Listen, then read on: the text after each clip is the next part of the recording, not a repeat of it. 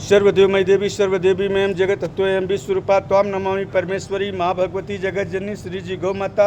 समस्त गौ सेवक भाइयों का नाम दया की लिस्ट में शामिल करें। हे गौ माता, आप सर्वदृष्टा हो, सबको देखने की शक्ति रखती हो, अनंत अनंत ब्रह्मांड की संचालिका हो। समस्त प्रकार के देवी देवता, ऋषि मुनि, यक्ष गंधर्व सदा आपकी पूजा और आराधना करते हैं। हे माता, हमारा वेद कहता है सभी देवता गौ माता के तन में रहते हैं।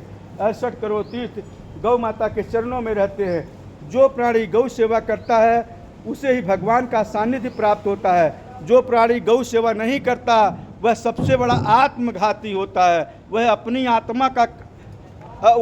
आत्मा का सर्वनाश कर लेता है, क्योंकि गौ सेवा करने से ही आत्मा का सर्वोत्तम कल्याण होता है।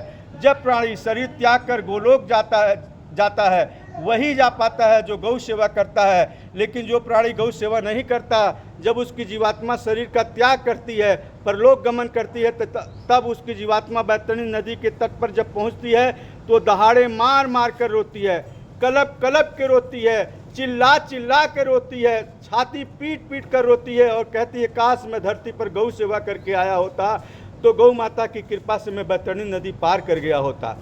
काश मैं गौ सेवा करके आता तो मुझे 1,84 योनियों का चक्कर नहीं भोगना पड़ता, मैं परम धाम में चला गया होता।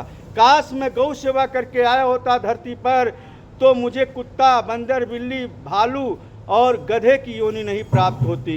क्योंकि जो गौ सेवा करके प्राणी जाता है, जीवात्मा जाती है, उसे ही भगवान का सानिध्य प्राप्त होता है। नहीं तो वो जीवात्मा सूर्य मंडल को क्रॉस नहीं कर पाती और धरती पर लौट आती है। मनुष्य योनि को छोड़कर सारी योनियाँ इस धरती पर नरक की योनियाँ हैं। कुत्ते की, बंदर की, भालू की, गधे की, हाथी की, घोड़े की, ये सब योनियाँ नरक योनियाँ हैं, जिसमें जीवात्मा को यातना भुगताई जाती है। ये यातना शरीरें हैं कुत्ते की, बंदर की, भालू की, क्योंकि न इनको रहने का ठिकाना, न खाने का ठिकाना, न सोने का ठिकाना, कुछ भी सुलभ नहीं होता। लेकिन मनुष्य योनि में सब कुछ सुलभ होता है। मनुष्य के अंदर विवेक होता है और मनुष्य का जीवन अंतिम अवसर होता है प्यारे साथियों, जिससे वह गौ सेवा करके भगवान का सानिध्य प्राप्त हो।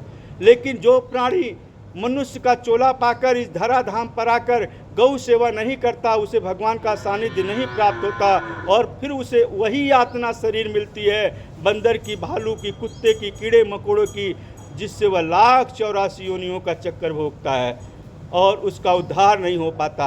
लेकिन जो गौ सेवा करता है उसकी जीवात्मा सीधे गौलोक जाती है, क्योंकि गौ माता बैतरणी नदी के तट पर बैठी रहती है और अपने परिकरों के साथ उस जीवात्मा का ख्याल रखती हैं जिन्होंने धरती पर गौ सेवा किया है, और उस जीवात्मा को अपनी कृपा के प्रभाववश भगवान के लोक में पहुंचा देती हैं। और जब प्राणी भगवान के धाम में पहुंच जाता, भगवान के सन्मुख पहुंच जाता है, तो भगवान कहते हैं जो मेरे सन्मुख आ जाता है मैं उसके जन्म जन्मांतर के पाप को नष्ट कर देता हूं और अपना सानिध्य प्रदान करता हूं। और ऐसा तभी होता है जब प्राणी गौ सेवा करता है। गौ सेवा की महिमा हमारे ऋषि मुनियों, महात्माओं, धर्मात्माओं ने भी प्रतिपादित की। हमारा वेद कहता है तीर्थानि गोपदे च, और देव गौ मांगे, सभी देवता गौ माता के तन में रहते हैं और तीर्थ गौ माता के चरणों में रहते हैं। इसलिए भारतीय धर्म और संस्कृति की रक्षा के लिए गौ सेवा करिए और अपना उद्धार करिए, नहीं तो बार बार जन्म और मरण का चक्कर लगा रहेगा। जय गौ माता की, जय गौ माता की, जय गौ माता की।